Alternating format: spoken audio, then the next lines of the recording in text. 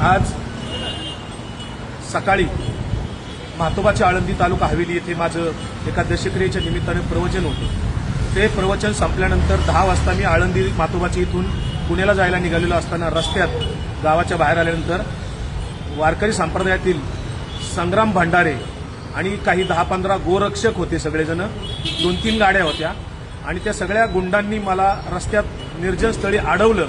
माझी गाडीवर मला उतरून माझ्या अंगावर 2-3 शाईच्या बाटल्या ओतल्या, मला धक्काबुक्की केली आणि 2 जणांच्याकडे रिव्हॉल्वर होते। ते सगळेजण मला जीवे मारण्याची धमकी देत होते। त्यात लोक जमत असताना ते मात्र तात्काळ पळून गेले। मी त्या सर्वांचा निषेध करतो। संग्राम भंडारे आणि त्याच्यासोबत आलेले सगळे जे काही 10-15 गुंड होते, गाड्या घेऊन आलेले, त्यांच्यावर पोलिसांनी तात्काळ कायदेशीर कारवाई करावी। मी लोणी काळभोर पोलीस स्टेशनला इथे फिर्याद देण्यासाठी आलेलो आहे। जोपर्यंत त्यांना सर्वांना अटक होत नाही तोपर्यंत लोणी काळभोर पोलीस स्टेशन येथे माझा सत्याग्रह सुरू राहणार आहे।